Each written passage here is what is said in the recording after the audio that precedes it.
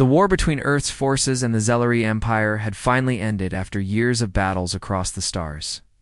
The peace treaty was signed on the shining marble floor of the alien capital, Verelion. Among the soldiers who stayed behind for peace duties was Captain Aaron Wells, a human soldier known for his calm nature and strange courage even under fire. While other soldiers returned home, Aaron was asked by the United Alliance to stay as part of the diplomatic guard team. The Zelari Queen herself had noticed him during the final battle. It was said that he had thrown himself between Zelari's civilians and a collapsing energy wall to save them, even though they had been his enemies. That single act was seen by the royal observers, and his name was carried through the halls of the palace. So, when the Queen of Zelari, Vera IV, asked for a personal protector from Earth, her request had only one name written on it: Captain Aaron Wells. At first, Aaron did not understand why he was chosen. He thought it was a formality, a gesture to show peace between species. But when he arrived at the royal citadel of Verelion, surrounded by tall crystal spires and silver domes, he felt the weight of his new role. He was to protect not just the queen, but the future of her world. His uniform was replaced with black and gold armor that bore both the symbol of Earth and the crest of the Zelari Empire, two banners that had once stood against each other. Aaron's presence in the palace drew many stares. The alien courtiers, tall and graceful, with shining blue skin and eyes that shimmered like crystals, whispered behind their hands. They called him the DEATHWORLDer, a name they used for humans, creatures from a harsh planet. To them, he was too rough, too emotional, too unpredictable. But the queen ignored their fears. Strength, she said in her cool voice, is not always found in those who are born among stars. Sometimes it comes from those who have walked through fire. From that day, Aaron became the guardian of the royal palace, an ancient title that meant loyalty until death. He took his duty seriously. Each morning, before the twin suns rose, he trained with the palace guards. The Zelari warriors were fast and elegant, but they lacked the endurance of a human soldier. Aaron showed them drills, discipline, and precision. Over weeks, his strange human methods began to earn quiet respect, but not everyone welcomed him. The noble families saw him as an insult to their honor. To them, a human protecting the royal family was like letting a wild animal guard a crown jewel. One noble Lord Kirin even tried to have him removed. He told the queen that her trust in a human was dangerous. The queen only smiled and said, "Dangerous are those who fear change, not the one who brings it." Despite the silent hostility, Aaron never raised his voice, never complained. He kept to his duty. His only goal was to repay the trust placed in him. It was during one quiet morning that he first met the princess. She appeared at the end of the corridor while he was checking the energy barriers that guarded the throne wing. The Princess Lyriel was unlike the other Zelari nobles. She was young, curious, and unafraid to speak her mind. Her violet eyes studied Aaron with open wonder. "You are the human soldier," she said softly. "The one who stood before the falling energy wall?" Aaron bowed slightly. "I was only doing what was right, Your Highness," she smiled. A small, honest smile that made the guards around her lower their heads in surprise. "You don't speak like the others," she said. "You speak like someone who believes in things." After that day, the princess often appeared near him. She would ask questions about Earth, about the oceans, about the forests that reached the skies. Aaron told her simple stories about rain, about snow, about a blue world that never slept. She listened like a child, hearing fairy tales. The two of them shared these quiet talks, and slowly, the palace guards began to whisper that the human and the princess had become friends. But Aaron always kept a respectful distance. He knew his place. He was a soldier, not a prince. Every time she laughed or asked about his past, he reminded himself that his duty was to protect, not to belong. The palace grew busier as the Festival of Renewal approached, a celebration marking the peace between Earth and Zelari. Delegations from other star systems arrived. The palace shimmered with color. The queen herself seemed pleased. For once, the galaxy felt calm, but peace never lasted long. On the night of the great banquet, the royal hall glowed with silver light. Alien nobles stood in long lines, raising crystal cups in honor of the queen and her daughter. Aaron remained at his post near the throne, scanning the hall with a soldier's eye. He noticed small things others missed: a shadow that lingered too long, a servant whose steps were too careful, a movement behind the curtains that didn't fit the rhythm of the music. His instincts warned him just seconds before disaster struck. A flash of blue light ripped through the air, an energy dart, aimed directly at the queen. Without thinking, Aaron lunged forward, pushing her down and drawing his sidearm. The dart exploded against a shield generator. Screams filled the hall. Guards rushed in, forming lines. Another dart shot toward the dais, this time at the princess. Aaron spun, reaching her in time. The dart hit his shoulder instead, burning through armor. He gritted his teeth but didn't fall. He grabbed Lyriel and pulled her behind the throne as energy bolts flew across the hall. "Stay low," he shouted. The attackers were cloaked assassins from one of the border clans that still hated peace with humans. They tried to storm the dais, but Aaron fought with the fury of someone who refused to die before his mission was done. His weapons blasts were sharp and controlled. Each shot struck with deadly precision. The Zellar guards rallied behind him, inspired by his courage. Together, they fought back, cornering the assassins until the last one fell. When silence finally returned, smoke filled the air and the floor glittered with shards of crystal dot. Aaron stood there, chest heaving, blood seeping from his shoulder wound. He turned to look at the queen. She was unharmed. Then his gaze fell to the princess. She was staring at him, wide-eyed, trembling, but safe. He gave a small nod. "It's over, Your Highness." Then his knees buckled. The wound had gone deeper than he thought. He collapsed to the floor. "Guardian," the princess cried, running to him. She pressed her hands to his wound, her voice breaking. "Don't close your eyes. Stay with me." He managed a faint smile. Still breathing, he whispered. The queen hurried to his side, her royal calm shaken. She looked at the human lying in his own blood and saw the truth, that even her warriors had failed to prove this man had risked everything for her family. She ordered her healers to save him at any cost. Days passed. The palace fell silent, its bright halls dimmed with worry. The nobles whispered that the human would not survive. Some hoped he wouldn't. It would make their world simpler. But the princess visited his chamber every day, sitting beside him as he healed. She would tell him stories of her childhood, of how she used to sneak into the starlight gardens at night. Sometimes she thought he could hear her because he smiled faintly in his sleep. When Aaron finally woke, his arm wrapped in silver healing bands, he found the princess asleep beside his bed, her head resting on the edge of his blanket. He blinked, unsure if it was a dream. "Your Highness," he said quietly. Her eyes fluttered open. The moment she saw him awake, she smiled, tears slipping down her cheeks. "You survived," she whispered. "You shouldn't have taken that hit." "I told you," he said softly. "My duty is to keep you safe." She laughed through her tears. "And you nearly died doing it." When the queen entered the room later that day, the court healer stepped back respectfully. She looked at Aaron for a long time before speaking. "You have done more for this house than any Zellari warrior. You bled for my daughter. You stood when others fled. You have shown courage even I cannot command."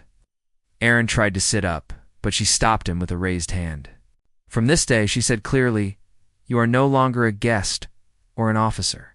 You are the guardian of the throne. You will stand at my right hand and protect not just my crown, but the hope of our future." The courtiers gasped when the news spread.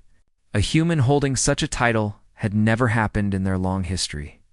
The queen's decision changed everything. When Aaron returned to duty weeks later, wearing new armor of silver and black with the royal crest engraved across his chest, the entire palace bowed as he passed. Even the nobles who hated him kept their heads lowered. He had saved their empire's heir. They could no longer deny his worth. But among all the faces, one smile meant the most. The princess stood by the window, watching him with quiet pride. "Welcome back, Guardian," she said. Glad to be back, he replied, unable to hide his small smile. The days that followed were peaceful again, but something had changed in the air. The princess spoke to him more often. The queen observed him more closely. The guards treated him as one of their own. Yet, in the silence between patrols, Aaron sometimes felt a strange unease, as if fate had already written something ahead that he could not yet see. One evening, as the twin moons rose, he found the princess in the gardens. The air smelled of glowing flowers, and the sound of water echoed through the crystal fountains. She turned as he approached. "You still wear pain in your eyes?" she said softly. "Scars heal slower than wounds," he answered. She nodded, looking up at the stars. "When you jumped in front of me that night, I thought I would lose you." He smiled. The days of peace stretched across the shining capital of Verelion. The palace walls, once cold and silent, now echoed with life. Humans and Zelari worked side by side, rebuilding the city's upper levels. Markets opened again, and the golden banners of the royal family fluttered proudly in the wind. Captain Aaron Wells, now known throughout the Empire as the Guardian of the Throne, continued his duty with quiet strength. Wherever he walked, guards saluted him, and children bowed shyly before running away, whispering his name like a hero of legend. But Aaron did not think of himself as special. To him, he was still a soldier doing what needed to be done. His days were filled with training new guards, checking security systems, and advising the Queen's Council on defense matters. Yet even he could sense that something was changing, something deep and unseen. The Queen often summoned him to private meetings. She would ask about his thoughts on leadership, loyalty, and sacrifice. Her sharp, intelligent eyes studied him carefully, as if weighing his soul. "You never ask for reward," she said one evening. "You serve without fear or pride. Tell me, human, what drives you?" Aaron answered simply, "I made a promise, Your Majesty. I swore to protect your daughter, and as long as I live, that promise is enough." The Queen smiled faintly, her expression unreadable. "You remind me of my late husband?" He too believed in duty above all things. From that day, her tone with him softened. She no longer called him Captain Wells, she called him Guardian. Weeks turned into months, and the bond between Aaron and Princess Lyriel grew deeper. They still shared moments in the palace gardens after patrol. Speaking of stars and dreams, Lyriel was curious about Earth, and Aaron spoke of rain, mountains, and oceans that shimmered blue under sunlight. She often closed her eyes and imagined walking there barefoot. One night she asked quietly, "Do you ever miss your home?" "Every day," Aaron said, looking up at the stars. "But sometimes, I think I was meant to be here." Lyriel looked at him, her heart soft. "Maybe the stars sent you for a reason," she whispered. He only smiled, unsure how to answer. He had begun to notice the way she looked at him, the gentle warmth in her eyes, the kind that once frightened him because it meant attachment. And yet, he could not deny he felt the same. But both of them knew the truth. She was the heir to a throne, and he was a soldier from a foreign world. Between them stood tradition, politics, and duty. Still, their friendship became the quiet heart of the palace. Then came the day of the Alliance Summit. When ambassadors from 10 worlds gathered in Verelion to renew the peace treaty, the Queen decided to host the event in the Great Hall of Stars, a vast chamber with a ceiling made of transparent crystal that revealed the twin suns above it. It was a grand moment for the galaxy, and the Queen had planned something that no one expected the morning of the event. Aaron stood in full ceremonial armor. His uniform gleamed silver and black, with the royal crest shining over his chest. The princess stood nearby, dressed in a flowing gown of pale blue, her hair woven with silver threads. She looked nervous, though she tried to hide it. "Guardian," she said softly, "Mother has been acting strange lately. Do you know what she plans today?" Aaron shook his head.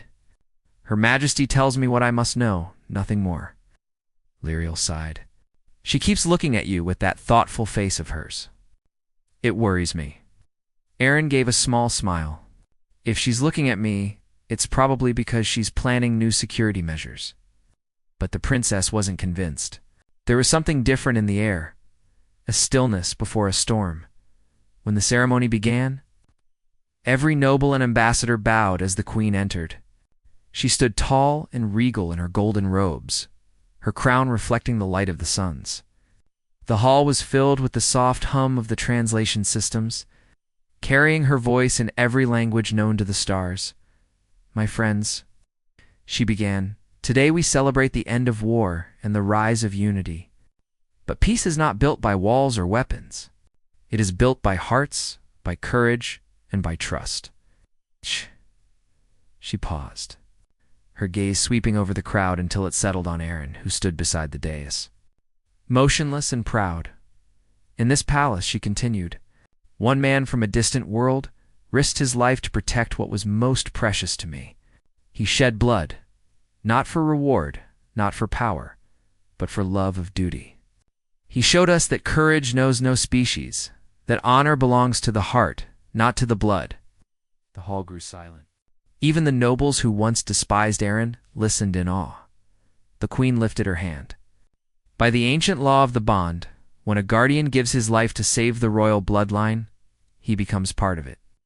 Whispers spread like wildfire. Aaron froze, his heart pounding. Therefore the queen said, her voice strong and clear, "I, Vera IV, Queen of Zalari, declare before all worlds that Captain Aaron Wells, guardian of the throne, shall not stand as servant, but as family. He shall be bound to my daughter, Princess Lyriel, as her chosen consort and protector, until the end of his days." The hall erupted in gasps. Aaron stood stunned, unable to speak. The princess turned pale, her lips parting in disbelief. "Mother, what have you done?" she whispered. The queen's gaze softened. "I have done what must be done.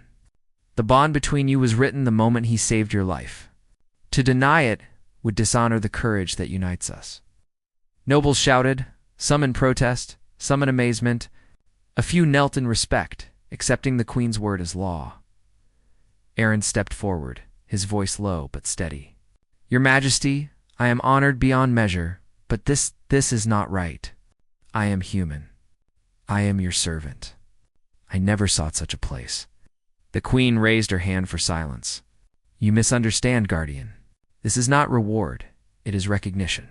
You are proof that different worlds can share one destiny." Lyriel turned toward Aaron, eyes filled with conflict. "Do you accept this?" she asked quietly. He looked at her, struggling for words.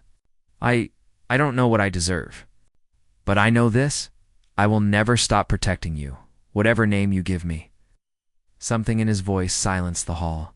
The queen's eyes gleamed with pride. "Then it is settled," she said.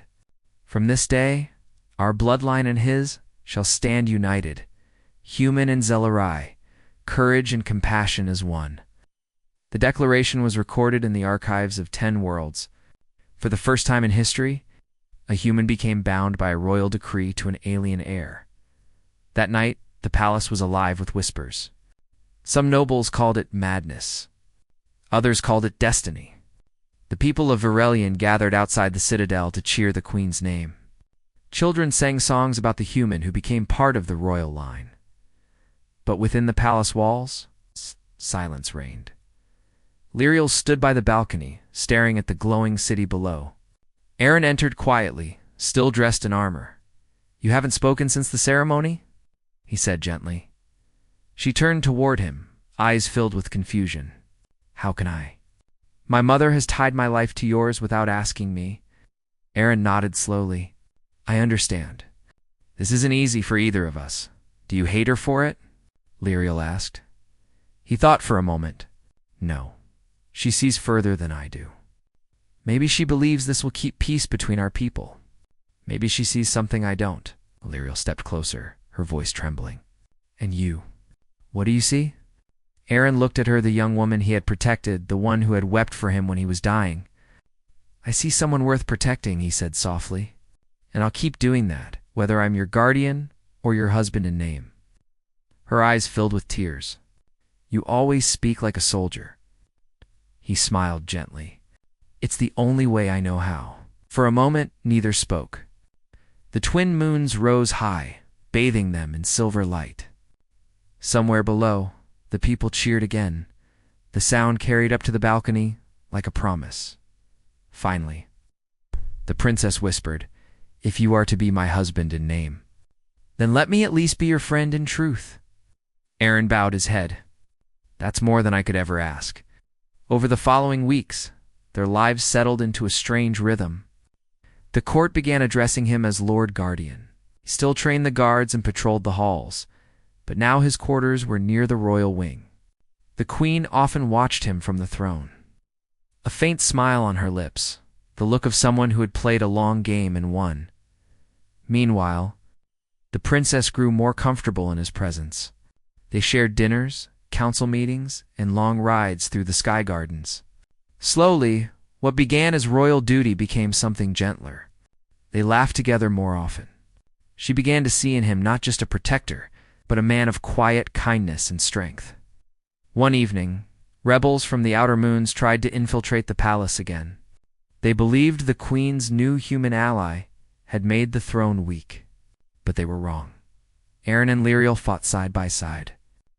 She wielded her ceremonial staff with precision, while he used his earth-forged combat skills.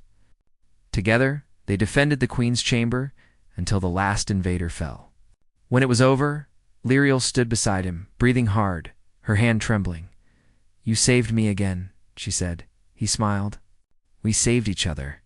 She looked at him with a new kind of light in her eyes. Not fear, not duty, but trust. When dawn came, the queen stood before them both and spoke quietly. "Now the bond is complete. Not by decree, but by choice." Time passed, and the story of the human guardian and the Zellery princess spread across the stars. Poets sang of it. Artists painted them under twin moons. Children learned their names as a symbol of hope.